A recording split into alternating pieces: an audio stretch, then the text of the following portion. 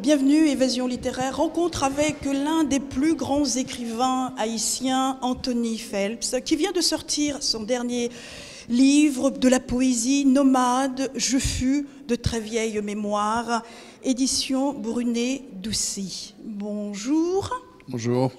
Merci de vous présenter. Je crois que vous êtes un homme de... L'un des plus grands, c'est-à-dire, je fais presque 2 mètres. Je ne suis pas l'un des plus grands. J'ai appartenu à un groupe Haïti littéraire. Oui. Nous avions toujours détesté quelqu'un qui disait qu'il est le plus grand poète. Non. Vous savez qu'aujourd'hui, dans notre vie contemporaine, on dit le plus grand, le plus majestueux, le plus fantastique. Bon, très bien, donc je retire ce dont je vous ai dit. Vous signez une œuvre poétique, Nomade, je fus de vieille mémoire, un livre culte, de très vieille mémoire. C'est un livre culte, un hymne à votre terre natale et une anthologie personnelle. Le livre culte, c'est Mon pays que voici, qui a été... un recueil publié par Pierre-Jean Oswald à Paris, et une partie a été mise sur disque. Et à partir de ce moment, le livre Mon pays que voici est devenu mon livre culte, mais grâce au disque. Ce recueil, c'est une anthologie de 50 années d'écriture poétique. Le livre commence en 1961 et se clôt sur une plage intemporelle parue à Montréal. Alors, que se passe-t-il entre ces deux dates, entre 1961 et 2011? Il y a eu plusieurs recueils qui ont été publiés ici, pas ici, pas à Paris, mais à Montréal. Et il y a eu des romans, il y a eu des pièces de théâtre, il y a eu beaucoup de disques surtout. J'ai fait mes poèmes à moi sur disque, mais j'ai fait aussi les poètes de Haïti littéraire, le groupe auquel j'ai appartenu sous la dictature de François Duvalier. Et c'est ça, donc j'ai beaucoup travaillé entre ces deux dates. 12 titres de poésie, vous revenez sur votre enfance, ce fut une enfance joyeuse, une enfance qui vous a beaucoup marqué. Une enfance heureuse, j'ai eu la chance d'appartenir à une classe aisée, alors ça a aidé. Ça vous a beaucoup aidé. L'exil, et quelle est cette Amérique, ce métissage qui vous a accueilli, cette recherche d'identité? Non, pas de recherche d'identité, je l'avais déjà. Je suis un Haïtien, je savais que j'étais né dans la Caraïbe, etc. Je suis arrivé en exil parce que j'ai fait la prison sous le dictateur François Duvalier, et à ma sortie de prison, ma mère m'a dit « tu t'en vas ». Et je suis parti. La négritude, l'esclavage, le mouvement racial en Haïti dont vous parlez dans Nomade, je fus de très vieille mémoire. Vous en parlez dans ce recueil? Oui, j'en parle parce que ce sont des extraits de recueils qui parlent de la Caraïbe, qui parlent d'Haïti, etc. Vous avez une écriture très fluide, il y a beaucoup de métaphores dans votre écriture. Je ne sais pas. Je ne sais pas. Vous êtes un homme très engagé contre le combat. Qu'est-ce que vous avez décrié, vous avez... J'ai toujours eu le cœur à la bonne place, madame.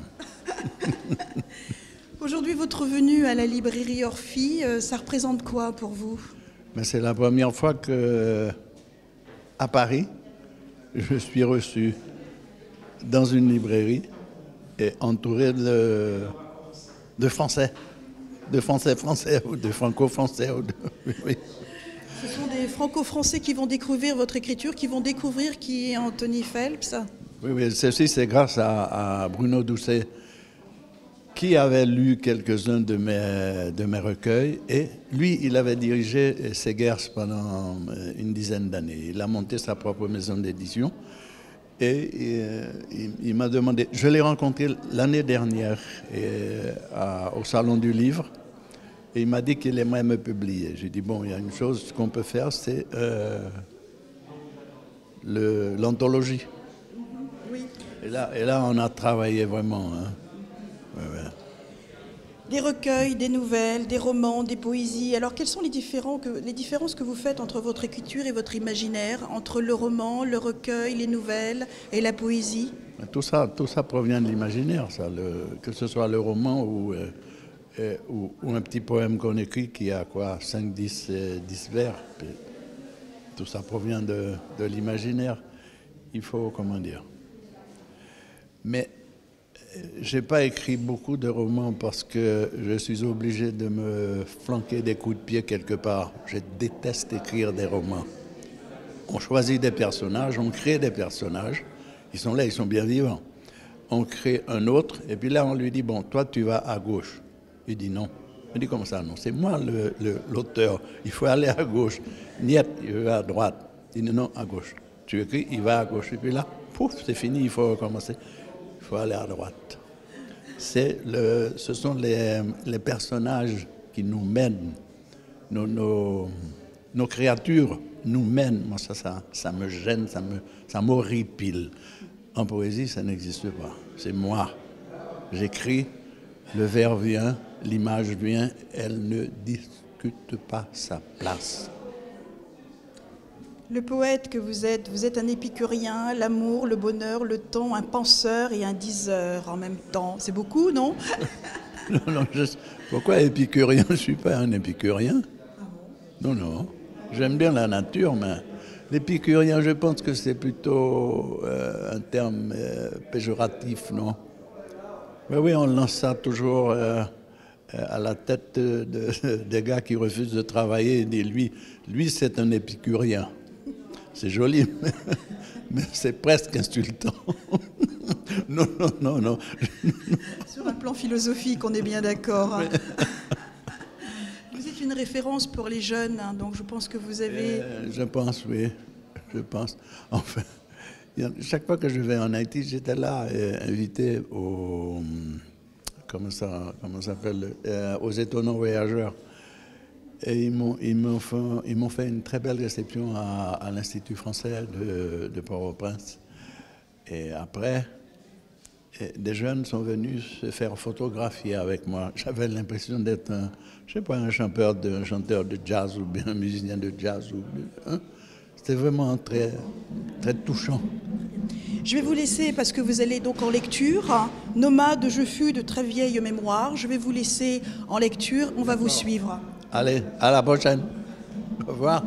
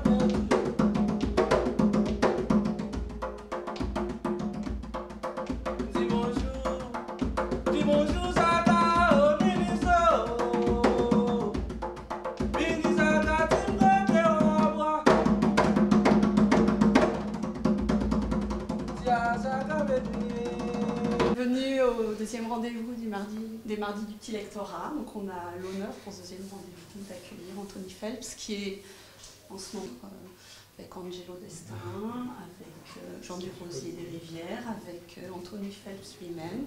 Il y aura de pouvoir converser avec lui, de pouvoir avoir des dédicaces. Merci d'être là, ce deuxième rendez-vous. J'ai horreur de ces gens qui se disent je suis le plus grand poète du monde, le plus grand poète des cieux, le plus grand poète de ça. En Haïti littéraire, nous étions très, je ne dirais pas humbles, mais nous respections le mot poète. C'est déjà suffisant. Un poète ne peut pas être petit. C'est impossible. Commencer par le commencement, on s'est rencontrés en 61. D'abord, René Philoctète, qui est venu à la maison. Puis il venait de publier un recueil. Vous avez sûrement lu ça sur Internet, donc je peux le reprendre en condensé. Et il m'a dit, j'ai lu ce qu'il avait publié, j'étais en train d'écrire, non pas dans la même veine, mais presque. Et je me suis dit, bon, mon cœur, c'est quelqu'un avec qui je pourrais travailler, enfin échanger. Et il m'a dit, Anthony, c'était au mois de novembre, il m'a dit, le 18, c'est mon anniversaire, on fête ça à la galerie Brochette. Ça, c'est dans Port-au-Prince, à l'extérieur, quoi. Et je suis allé avec mon frère Pierrot, etc. On est arrivé à la galerie, puis il y avait d'autres. Il y avait le gagnant, Morisseau, Philoctète, comme ça, pas Philoctète, oui, Philoctète était là. D'Avertige. D'Avertige et le gagneur, ils étaient très, comment dirais-je, taquins. Taquins, c'est pas le mot, mais ils voulaient me sonder, comme on dit, pour savoir ce que j'avais dans le ventre. En Haïtien, ils étaient farouchés. Non, ils ne me farouchaient pas. Ils voulaient savoir qui j'étais, qui j'avais lu, quel auteur j'aimais. Enfin, je ne sais pas pourquoi, mais ça m'a énervé à un certain moment. Ils m'ont posé des questions sur Plekhanov, sur le communisme, tout ça, tu vois, bon. Mais je leur ai dit, est-ce que vous avez déjà vu Picasso? Guernica. Elle dit oui, me dit oui, non, pas sur papier. C'est grand, là. Parce que moi, je l'ai vu. Ça, c'était fini. C'est fini, ils ne m'ont plus taquiné, plus. Et ils m'ont accepté dans le groupe qui s'appelait Samba. Et il y avait Max Maniga qui était là-dedans, qui faisait partie de ce groupe aussi. Puis, et au bout de peut-être 2 ou 3 semaines, nous avons décidé de changer le nom de Samba pour Haïti littéraire. Haïti littéraire, c'était aussi un clin d'œil à des journaux, des revues qui existaient avant, sous l'occupation et un peu avant l'occupation. Haïti littéraire, États-Unis. Haïti littéraire et social, Haïti littéraire et telle chose. Vraiment. Consciemment, les 5, nous sentions le besoin de changer la diction poétique de l'époque, qui était vraiment ridicule, qui était liée à la politique de François Duvalier. Donc, non, on passe à côté, bien sûr, l'influence du surréalisme. C'est un mouvement qui a fait beaucoup de bien. Bon, à la musique, je ne peux pas en parler parce que ce n'est pas mon fort. Mais en écriture, au cinéma, en peinture, le surréalisme a dégagé des voix insoupçonnées. Parce qu'il y avait beaucoup de résonance, je me rappelle, quand on regarde, ne serait-ce que la publication des recueils, des résonances entre des peintres, en tout cas des Rencontre avec Gwenaël qui va nous parler les mardis et nous présenter surtout les mardis du Petit Lectorat à la librairie Orphie, 2e édition.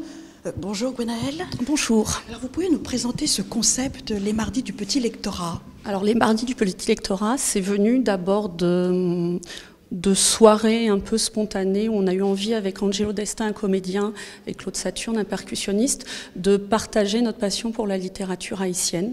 Donc on a tâtonné avec quelques soirées hors de ce lieu-là. On a fait une soirée dans un bar. On avait accueilli le comédien, non pas le comédien, l'écrivain tout jeune Mackenzie Orsel pour son premier roman. Et puis on a vu qu'il y avait un public au rendez-vous. Il y a eu une 40aine de personnes qui sont restées toute la soirée. Ça a duré jusqu'à minuit. Les gens sont repartis heureux. Donc on a eu envie de renouveler. On a fait ça dans un cinéma parce qu'on avait aussi envie de montrer qu'en Haïti, la culture n'est pas sectorisée comme ici, où les écrivains sont entre les écrivains.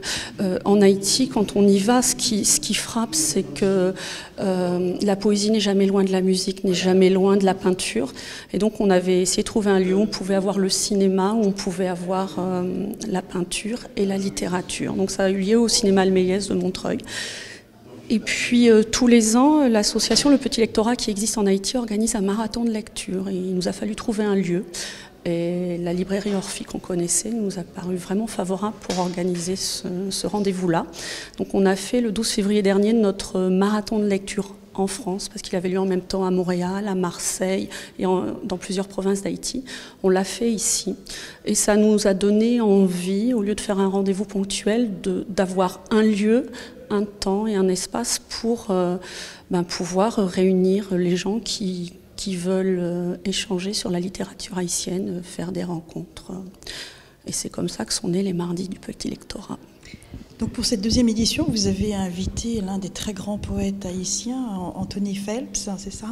Oui, en fait, c'est-à-dire qu'on a un parrain depuis le mois de novembre, en quelque sorte un parrain, je ne sais pas s'il se reconnaîtra dans ce terme-là, c'est Yves Chemla qui est professeur à l'université, qui est spécialiste de la littérature créole, et qui nous avait soufflé que ce qu'on faisait était assez intéressant et qu'Anthony Phelps serait en France après Noël et que ce serait intéressant peut-être de le rencontrer pour lui proposer de participer.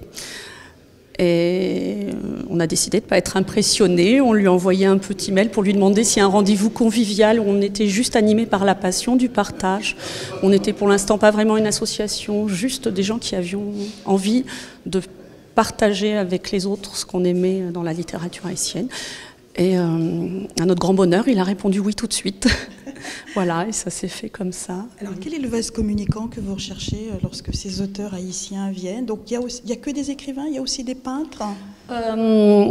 Alors, il y a eu une édition où il y avait eu un peintre. Il y a toujours la musique. Donc, pour l'instant, c'est un percussionniste. Mais on va bientôt recevoir Joël Desrosiers. Le percussionniste ne sera pas là. Donc, on va peut-être avoir un autre percussionniste ou un saxophoniste ou un guitariste. Et on a des peintres haïtiens qui vont venir exposer ici tout le mois de juin aussi.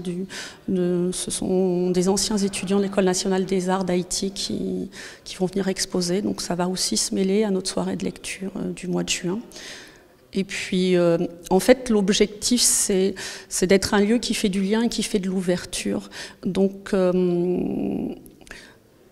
on peut aussi bien... L'idée, c'est, au départ, il y a la littérature et la passion de la littérature haïtienne, mais on a envie que ça communique avec d'autres auteurs d'autres pays, on a envie que ça communique avec d'autres arts. Donc, dès qu'on a l'opportunité de faire des liens entre différents arts ou différents auteurs, on prend cette opportunité-là, et notamment, par exemple, Joël Desrosiers viendra au mois de juin. Il nous propose une conférence table ronde sur les écrivains japonais et haïtiens qui ont écrit en s'alimentant du séisme.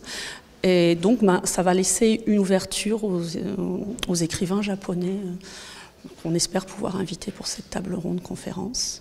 Et la semaine dernière, on a eu un poète slameur réunionnais le 20 mars qui était venu, qui nous a lu en slam des poètes haïtiens et qui lui-même nous a lu ses propres productions. Gonella, quel est votre travail de recherche pour tous ces auteurs et ces peintres, ces sculpteurs, ces musiciens ? Ah, c'est le hasard des rencontres. Je fonctionne vraiment au hasard des rencontres. Une rencontre tirant un fil, amenant une autre rencontre. Donc j'ai eu la chance d'aller en Haïti 2 fois cet été à Noël et de rencontrer des gens qui animent un petit peu le milieu culturel là-bas. Je suis aussi bénévole au Salon du livre insulaire d'Ouessant, qui m'a permis aussi de rencontrer des écrivains et des passionnés de littérature. Donc j'essaye de mettre ces gens-là qui ne sont pas toujours en lien ensemble. Donc d'aller chercher, par exemple, on avait reçu un peintre haïtien qui s'appelle Kevin Sprevaris, qui appartient à un mouvement qui s'appelle l'Oride, qui essaye d'initier une nouvelle esthétique en Haïti. Et donc on l'a mis en lien avec les écrivains qu'on avait reçus à cette occasion-là, c'était Louis-Philippe d'Alembert. Et donc on essaye justement de faire du lien, mais c'est vraiment... soit au gré des rencontres, soit de temps en temps, et bien on se dit, et oui, et pourquoi pas oser inviter Anthony Phelps, et s'il nous répond non, ben, tant pis, et s'il nous répond oui, ça fera le bonheur de tous. Et le bonheur de tous est là voilà. Ce soir, puisqu'il a accepté. Gwen, derrière nous, il y a des tableaux, ce sont des peintres haïtiens qui exposent là tout, parce que la librairie Orphie accueille un superbe espace, je ne sais pas si vous avez vu, où c'est génial d'organiser des soirées, et donc là, pour le mois, il accueille je crois, un Portugais. Voilà. Ben oui, effectivement. Voilà. Alors pour terminer cet entretien passionnant, 2e édition, bon, peut-être que vous n'avez pas encore suffisamment de recul, Gwenaëlle, sur les réactions du public. Alors le recul qu'on a pour l'instant, c'est que... Alors là, à la librairie Orphie, on tourne autour de 20-30 personnes à chaque fois. Ce qu'on a, c'est que les gens, visiblement, apprécient le fait qu'on soit là dans la convivialité, que ce ne soit pas des rencontres un peu frontales et où chaque participant, enfin chaque spectateur peut être aussi un participant. C'est-à-dire, par exemple, le 20 mars, nous n'avions ni thème ni auteur privilégié, et on a appelé ça anthologie intime, et du coup, nous, on apportait les textes que l'on préférait, enfin, qui nous touchait le plus en ce moment de la littérature haïtienne. Et le public s'est pris au jeu et on a eu 4 ou 5 lecteurs dans le public. Donc ce qu'on a envie aussi, c'est de susciter une émulation et que les gens qui viennent voir puissent être spectateurs, mais aussi s'ils ont envie d'aller de l'autre côté de la barrière ou soit force de proposition, nous proposent des auteurs, des artistes et on avance comme ça au gré des rencontres en fait. C'est un rendez-vous donc tous les mardis jusqu'au mois de juin. Jusqu'au mois de juin, donc là on va en avoir 3, on en a un le 24 avril donc avec Joël Desrosiers qui est en transit entre Montréal et Genève et qui va venir nous faire découvrir ses textes de poésie. Et on a un étudiant haïtien en philosophie qui a publié en Haïti un premier recueil de poésie qui arrive en France la semaine prochaine. Et on a envie un petit peu de confronter un jeune poète qui en est à son premier recueil. Et en Haïti, vu l'état de l'édition, ça a été publié par une association qui aide les jeunes auteurs à se faire connaître. C'est l'association Apolec. Donc lui, il a été publié par cette association-là. Puis on avait envie de faire connaître son travail parce qu'il y a... On a lu plus. Ça a été publié par une association qui aide les jeunes auteurs à se faire connaître. C'est l'association Apolec. Donc lui, il a été publié par cette association-là. Puis on avait envie de faire connaître son travail parce qu'il y a des textes qui touchent, qu'on a lu plusieurs fois en lecture et à chaque fois, il y a eu des réactions des gens. On ne le connaît pas, mais ça nous reste dans l'oreille. Donc il sera là et puis ce sera un petit peu... je ne sais pas, c'est pas un mot confrontation parce qu'en plus c'est pas un mot qu'on aime, mais ça va être un poète affirmé qui va accompagner les premiers pas d'un poète. Voilà, un ancien et un nouveau. Exactement, et on aura un autre rendez-vous au mois de mai, mais j'ai plus la date en tête et pour l'instant on n'a pas de thème. Et Joël Desrosiers revient le 19 juin et là ce sera une table ronde avec les auteurs japonais et haïtiens d'après le séisme. Très bien, merci Gwenaëlle. On sera là avec vous à ce rendez-vous, donc le premier qui est le 24 avril, c'est bien ça. Voilà, parfait. Et je vous remercie. Évasion littéraire, merci à l'équipe qui m'accompagne et à la librairie Orphie. Rendez-vous le 24 avril avec les mardis du petit lectorat. À bientôt et surtout, lisez Anthony Phelps, nomade, je fus de très vieille mémoire. Lisez-le, passionnant, poésie, anthologie d'une vie personnelle.